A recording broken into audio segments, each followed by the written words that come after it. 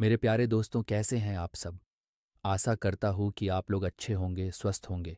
आज की जो कहानी है, ये कहानी एक काली डायन की है। कहानी बहुत ही मज़ेदार और रहस्यमय है। तो अगर कहानी अच्छी लगे, तो चैनल को सब्सक्राइब करके वीडियो को एक लाइक ज़रूर से करें।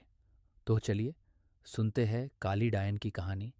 ये कहानी एक डायन की है। काली डायन इस कहानी का नाम है दोस्तों। ये कहानी एक सचमुच की घटना है, जो कि मैंने अपनी दादी से सुनी है और बहुत पुरानी है। कुछ लोगों का मानना है कि भूतों का कोई अस्तित्व नहीं होता है। आप लोग जानते हैं, भगवान का अस्तित्व होता है। तो भूतों का क्यों नहीं? सभी ने रामायण और महाभारत जैसे ग्रंथों में पढ़ा या किसी से सुना होगा कि भगवान जब इस धरती पर थे, तब भी भूत पिशाच हुआ करते थे। भगवान निराकार है। समय व्यर्थ न करते हुए मैं आपको अपनी कहानी की ओर ले चलता हूँ। बहुत पुरानी बात है। तब पानी के ज़्यादा साधन नहीं हुआ करते। लोग कुएं, तालाब आदि से पानी पिया करते थे। तो ये कहानी भी एक तालाब की है, जो कि उस काली डायन के जादू से अमृत से झर बन गया था। ये डायन कैसे बनी? कैसे इस तालाब का पानी विष बन गया? मैं ये कहानी आपको बताता हूँ। एक गांव में एक औरत को कोई बच्चा नहीं था। वह औरत गांव के मुखिया की पत्नी थी। उसके शादी को काफी समय हो गया था। सब लोग उसे बांझ कहा करते थे। सारे गांव वाले उसका मुंह भी देखना पसंद नहीं करते थे। वो लोग कहते थे कि इसका मुंह देख लिया तो पूरा दिन बेकार चला जाएगा। पर मुखिया की पत्नी थी, इसलिए लोग थोड़ी बहुत बातचीत कर लिया करते थे। एक दिन गांव में एक फकीर बाबा भिक्षा मांगते हुए आ पहुंचता है, तो वह बातों ही बातों में उसका हाथ देखने लग जाता है और कहता है, आपको बच्चा नहीं है ना? वह बोली, आपको कैसे पता चला? वह बोला, हम हस्तरेखा में निपुण हैं और हाथ देखकर ये बता सकते हैं कि क्या होने वाला है, क्या होगा। वह बोली, अच्छा तो ये बताओ कि मेरा बच्चा कब होगा? तो उसने कहा, आपको भगवान ने बच्चा तो नहीं दिया, पर मैं एक रास्ता बताता हूँ। वह सुनो। अमावस्या की रात को किसी एक ऐसे लड़के की बलि पीपल के पेड़ के नीचे दो, जो अपने माँ बाप के इकलौता पुत्र हो, और उसके खून से अपने बाल धोना। फिर कहना, ए प्यासी आत्माओं, ये बलि मेरी तरफ से स्वीकार करो और मुझे एक पुत्र दे दो। एक लोटे में उस कुएं का पानी भरकर उसमें उसके शरीर की 2 बूंद खून मिलाकर खुद पी लेना, और उस लड़के के सिर के बाल अपनी साड़ी की गांठ में बांधे रखना, तो तुम्हें अवश्य एक पुत्र पैदा होगा। इतना कहकर वह वहां से भिक्षा लेकर चला गया। उस दिन के ठीक 3 दिन बाद अमावस्या थी। उस औरत ने वही किया जो उस बाबा ने बताया था। उसने अपने देवरानी के लड़के की बलि दे दी और खून की 2 बूंदें पानी में मिलाकर खुद पी लिया, और उस सिर के कुछ बाल को काटकर अपनी साड़ी की गांठ में बांध लिया, और बिना पीछे मुड़े अपने घर आ गई। सुबह गांव वालों को पता चला कि मुखिया के भाई के बेटे को किसी ने मार के वहां फेंक रखा है। जब यह बात मुखिया और उसके भाई ने सुनी, तो वह नंगे पैर दौड़ पड़े। धीरे धीरे सारा गांव इकट्ठा हो गया। उस लड़के की मां का रो रो कर बुरा हाल हो गया था।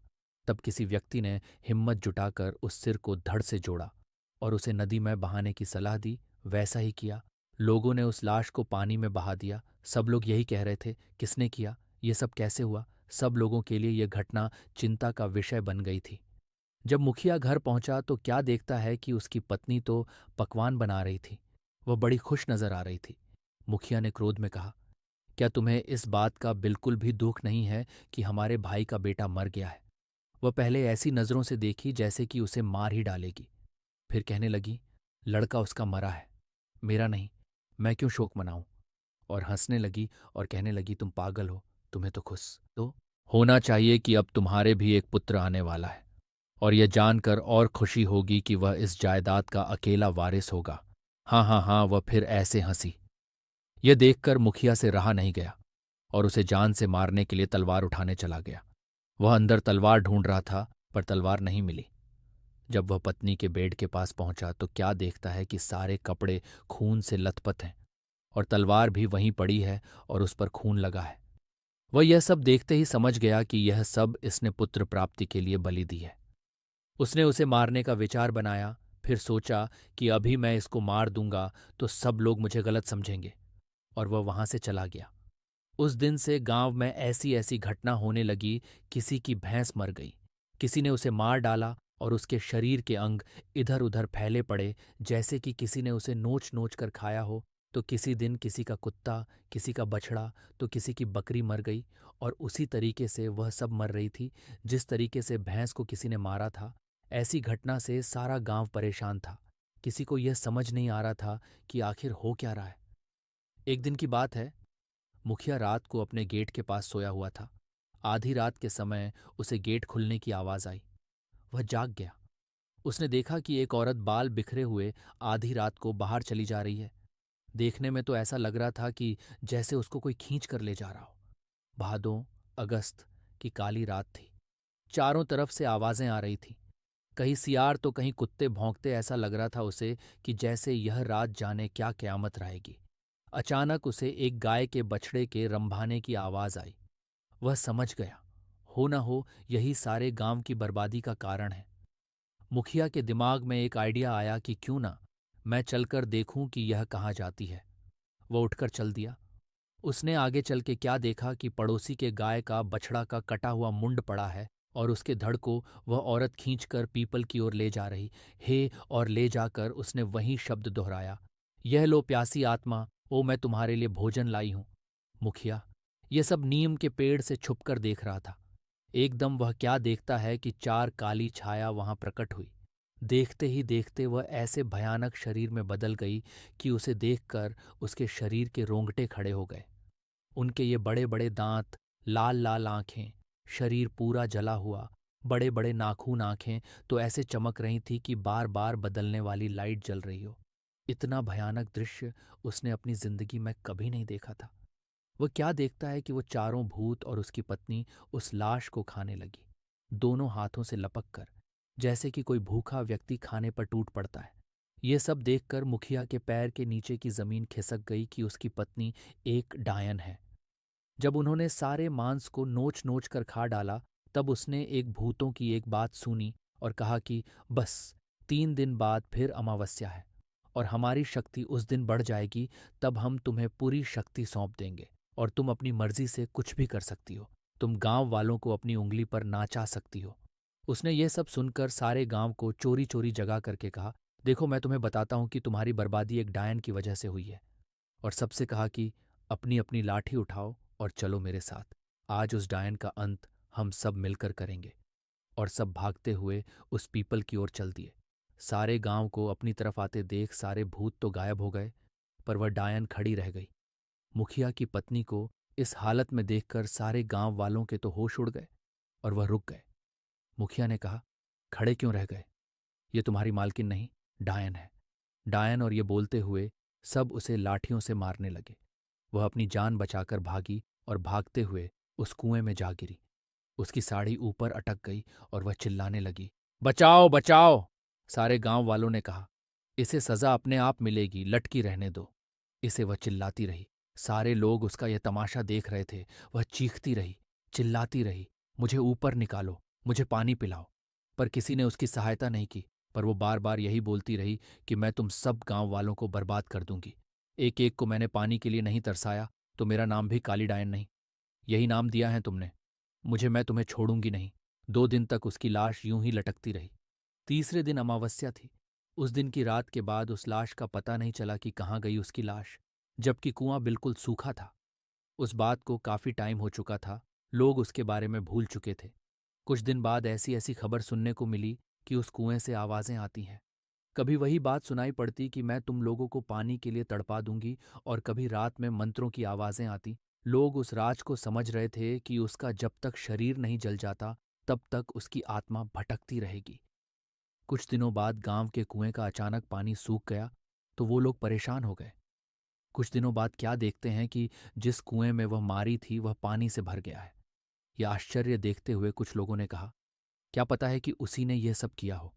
कुछ लोग कह रहे थे कि उस बात को बहुत समय हो गया है, अब वो यहाँ कहाँ से आएगी। और कहा, चलो पानी इसी से खींच के पिया करेंगे। सुबह जब कुछ लोगों ने कहा कि चलकर पानी खींचते हैं, और जब वो कुएं के पास पहुंचे तो कुएं में पानी नहीं था। ये सब देखकर लोग आश्चर्य में पड़ गए कि पानी कहाँ गया। तब उसमें से अजीब आवाज आई, कहा था ना पानी के लिए तड़पा दूंगी, मुझे पानी नहीं पिलाया था तुम लोगों ने। हाँ हाँ हाँ हाँ, अब मैं तुम सबको पानी के लिए ही नहीं, खाने के लिए भी मोहताज कर दूंगी। यहाँ अब कभी पानी नहीं बरसेगा। हाँ हाँ हाँ हाँ। अब गांव वाले परेशान हो गए। उनके पास पानी खत्म हो गया था। दूसरे गांव से पानी लाना पड़ता था। पानी न बरसने के कारण वह कुआं भी सूखने लगा। तब उस गांव के मुखिया ने भी उन्हें पानी भरने के लिए मना कर दिया और कहा, तुमने जो किया है उसके लिए हम क्यों दुख झेलें। जाओ, अब उसे भुगतो। कभी कुएं में पानी आ जाता तो कभी नहीं। जब गांव वाले प्यास से परेशान हो गए तो कुछ लोग ने उससे पानी खींच लिया, और उसे जैसे ही पिया तो उसका शरीर पूरी तरह सड़ गया। किसी को चर्म रोग हो गया, किसी के हाथ पैर गलना शुरू हो गए। ये भयानक दृश्य देखकर और लोगों ने तो उसे छुआ तक नहीं। अब गांव वालों की बुरी दशा हो गई। सब लोग भगवान को याद करने लगे, है भगवान, ये सब किस जन्म के पापों की सजा दे रहा है। तू बस चारों तरफ हाहाकार मच गई। उस दिन से गांव में तो जैसे मातम सा छा गया हो। दूसरे दिन सुबह में उस गांव से एक बाबा आता हुआ नजर आया। सफेद वस्त्र, माथे पे तिलक, हाथ में कमंडल, एक हाथ में माला, बस राम का नाम लेते हुए चले आ रहे थे। सब गांव वालों ने उस बाबा को आते देख सब लोग उनके चरणों में गिर पड़े और कहने लगे, बाबा हमें इस संकट से बचा लो। बाबा ने कहा, क्या बात है, आप सारे गांव वाले इतने परेशान क्यों हो। तब बाबा को मुखिया ने सारी बात बताई। तब बाबा ने कहा कि मैं तुम्हारी इस काम में मदद करूंगा, और कहा मैं कल अपने शिष्य विराट को लेकर आऊंगा, क्योंकि इस काम के लिए मुझे एक सद्भाव और ईश्वर पर विश्वास करने वाले व्यक्ति की जरूरत है, और वह बुद्धि में भी निपुण है।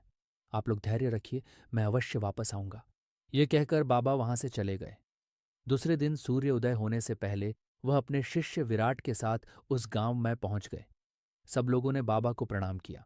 बाबा ने कहा कि कुछ लोग जाकर पूजा का सामान लेकर आओ, मैं यहाँ पर हवन करूंगा। और अपने शिष्य से कहा कि तुम इस कुएं में अंदर जाकर उस डायन का अंत करोगे।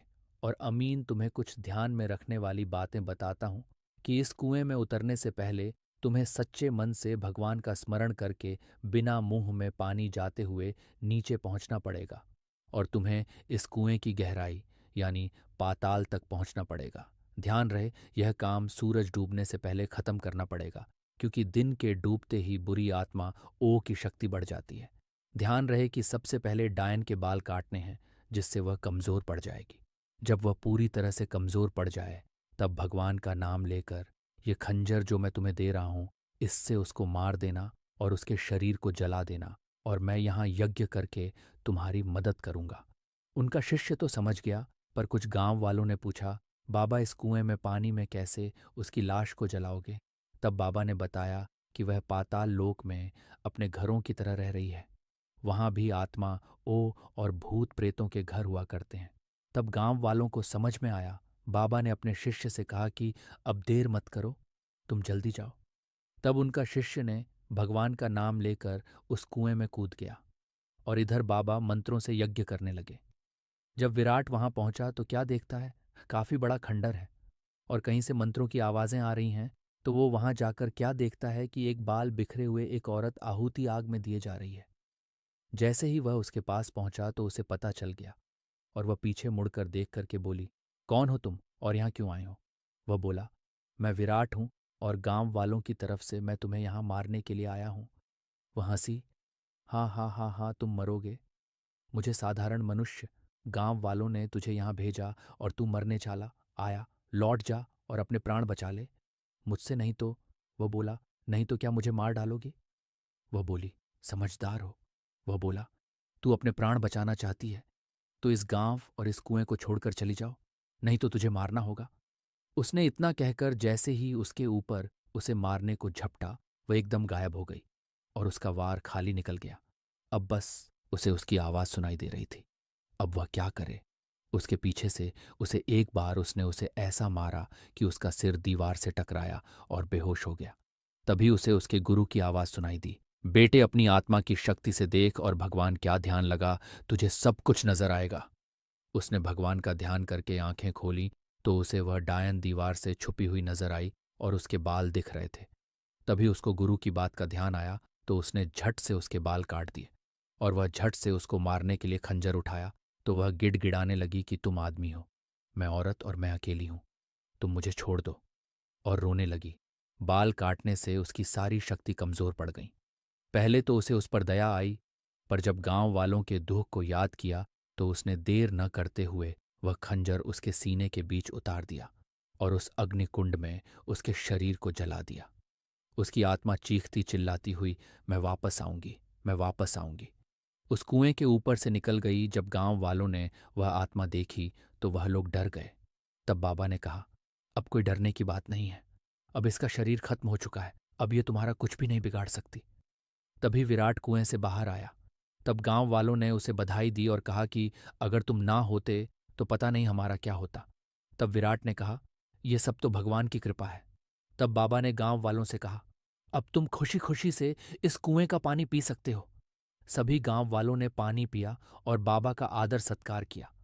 तभी जोर जोर से बादल गरजते हुए पानी बरसने लगा और गांव वाले खुशी से झूम उठे। तब उस गांव में फिर से खुशहाली छा गई। दोस्तों, तो यह थी काली डायन की कहानी। ये तो आपको पता होगा कि आप लोगों को कैसी लगी। पर मनुष्य एक खुशी के लिए इतनी हत्याएं करे तो वह खुशी नहीं, खुद खुशी है। क्योंकि ऐसे लोगों को भगवान भी अपनी शरण नहीं देता। क्या पता वह बाबा जी ही भगवान बनकर आए हों।